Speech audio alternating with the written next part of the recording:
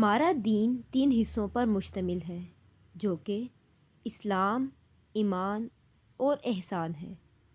دین کو سمجھنے کے لیے مسلمان کو ان 3 حصوں کی سمجھ بوجھ ہونا ضروری ہے۔ آئیے ہم مل کر الگ الگ ان حصوں کو سمجھنے کی کوشش کرتے ہیں۔ اسلام۔ لفظ اسلام کے مختصر اور مکمل معنی ہیں اللہ کی مرضی کے سامنے اپنا سر تسلیم خم کرنا۔ وہ کسی بھی شکل میں ہو سکتا ہے، خواہ عبادت کر کے یا ظاہری عمل کر کے۔ عبادت کے 5 ستون ہیں۔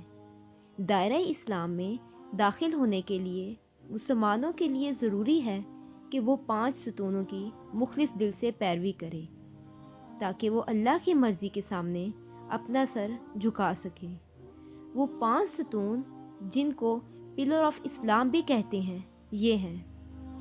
پہلا ستون شہادت، یعنی کہ یہ گواہی دینا کہ اللہ کے علاوہ کوئی عبادت کے لائق نہیں اور حضرت محمد صلی اللہ علیہ وآلہ وسلم اللہ تعالیٰ کے آخری نبی اور رسول ہیں۔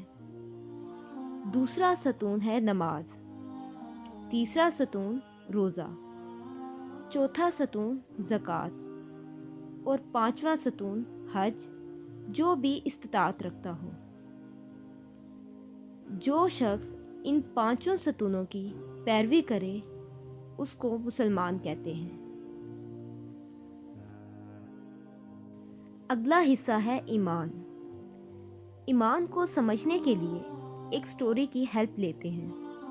ایک شخص کو کئی دن سے کچھ کھانے کو نہیں ملا، بھوک سے وہ نڈال ہو رہا تھا۔ وہ اپنے دوست کے پاس دکان پر جاتا ہے۔ وہ اس کے لیے گرم گرم پلاؤ کی پلیٹ لاتا ہے۔ یہ فوراً پلیٹ کی طرف لپک گیا اور جلدی جلدی سے لقمہ اٹھایا اور منہ کے قریب لے کر جانے ہی لگا تھا کہ اتنے میں دکان سے لڑکا شور مچاتے بھاگتے بھاگتے آیا۔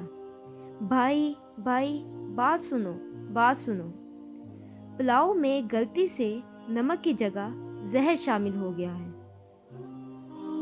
آپ کا کیا خیال ہے؟ بھوک کی شدت میں وہ زہر والا پلاؤ کھائے گا؟ وہ اسے کبھی نہیں کھائے گا۔ بھوک کی سخت تکلیف برداشت کر لے گا لیکن وہ نوالا منہ میں نہیں ڈالے گا۔ اس پر جتنی مرضی سختی کر لیں وہ نہیں کھائے گا۔ وہ اس لیے کیونکہ اسے یقین ہے کہ اسے کھانے سے وہ ہلاک ہو جائے گا۔ اسی طرح اللہ کے قوانین پر اس قدر پختہ یقین کو ایمان کہتے ہیں۔ ایمان کے لفظی معنی یقین کے ہیں، یہ باطنی عمل ہے۔ اسلام میں اس کے معنی 6 بنیادی عقیدوں کا یقین ہونا ہے اور وہ عقیدے یہ ہیں۔ پہلا، اللہ تعالیٰ پر یقین۔ دوسرا، فرشتوں پر یقین۔ تیسرا، الہامی کتابوں پر یقین۔ چوتھا، رسولوں پر یقین۔ پانچواں، آخرت کے دن پر یقین۔ اور 6واں، اچھی اور بری تقدیر پر دل سے یقین۔ جو شخص ان 6 عقائد کا یقین رکھے اسے مومن کہتے ہیں۔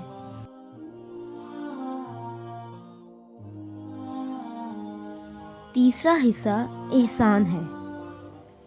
احسان یہ ہے کہ تم اللہ کی عبادت اس طرح کرو گویا اس کو دیکھ رہے ہو، لیکن تم اللہ کو دیکھ نہیں سکتے، لہٰذا یہ یقین کرو کہ وہ تمہیں دیکھ رہا ہے۔